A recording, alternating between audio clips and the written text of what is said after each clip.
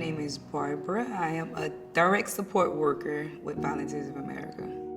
I'm Michael Lee at 27 East O, and I with Bauer 8 years.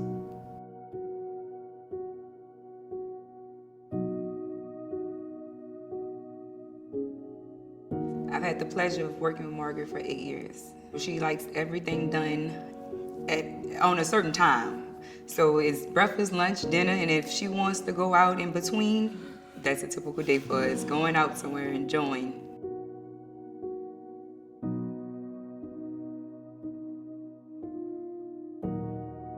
Belinda is Margaret's mother, and we have a great relationship. We have a mutual understanding of, she lets me handle everything with Margaret. She knows that I'm going to make sure everything is okay with her. My life with Margaret before COVID, we was out in the community all the time doing things, but now her mother, she doesn't play that. She doesn't want us out too much, but I kind of get her to let us go different places. I go out to eat and shopping and hang out with my friends. Margaret hates going around the neighborhood. She hates exercising, but I push her all the time. I push her. I like to dance. I love singing. Yeah, we listen to her music all the time.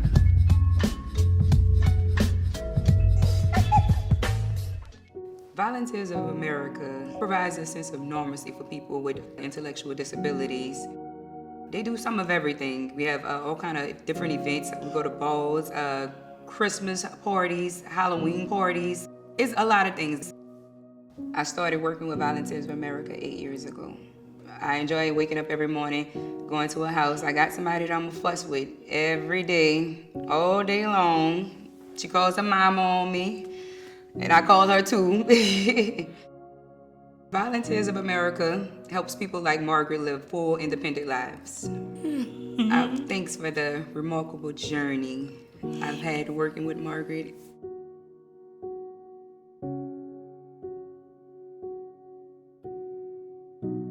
Margaret will always be in my life. At this point, she's a little sister. She is my best friend.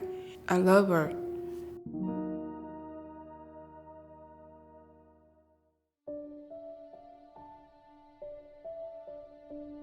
My name is Kenneth Thibodeau. My role at Volunteers of America currently is the mentor, coach.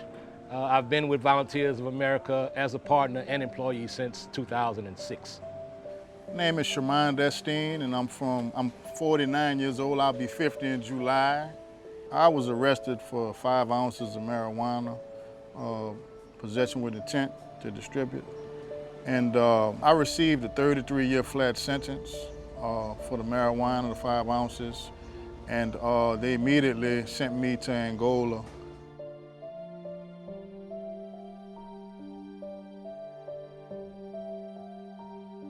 I met this young man in Plaquemines Parish while we were doing our fatherhood program. He mentioned his case to me, and just the mention of the case, I saw it was pretty much an unjust sentence. And so that's why I just said immediately I would reach out and try to do what I can to help him at that time.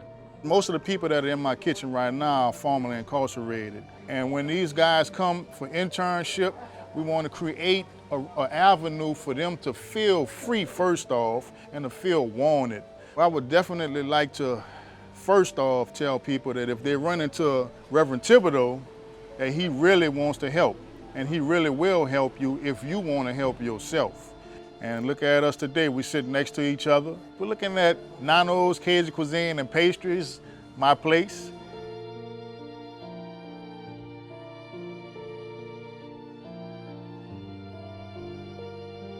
He's a critical link to the Positive Pathway program because he's, first of all, opened up his restaurant to these young people.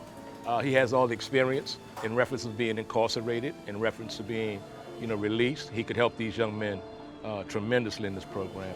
The best advice Reverend Thibodeau has given me was to stay free. And staying free is really an expression.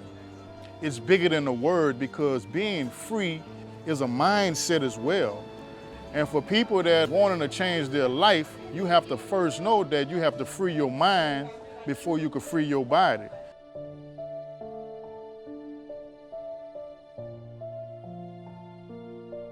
Volunteers of America has a great program. They're doing a great service to the communities, and they really want to help people.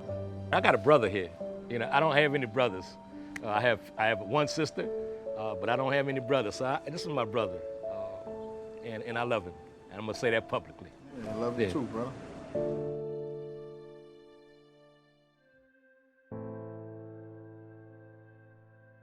My name is Alex. I'm 30 years old, and I grew up in Mandeville, Louisiana.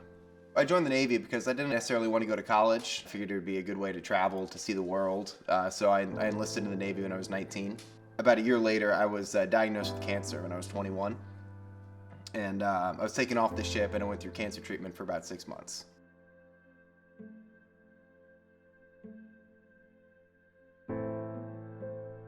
About a week after I finished treatments, I was in a car accident where I broke both of my legs, and I developed an infection inside my femur. And that took about a year to overcome, about 5 different surgeries. So after my first cancer diagnosis, I really wanted to kind of, I would say, Lance Armstrong it. I was gonna, go through treatment and then, be in remission and go back in the Navy, do 20 years. But then the car accident, which happened shortly after, really destroyed my spirits. I wasn't really optimistic anymore, and that's really when my drinking started to get a lot worse.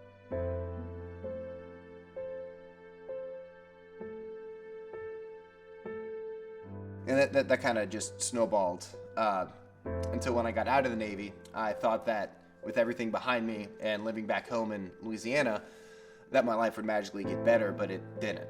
I still struggled a lot with drinking, and it got worse. And then I started doing, cocaine pretty often, which turned into almost every day.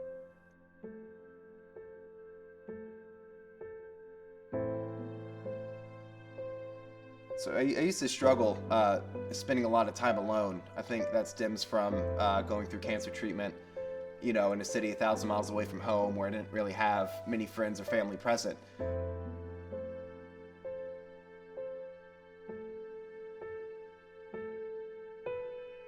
I'm feeling good now, feeling a lot better.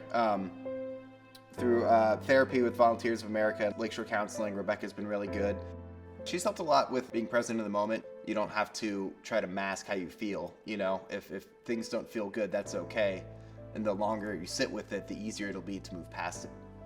My advice to anybody who struggles with drugs and alcohol is the biggest step is willingness. And you have to be willing for things to get better.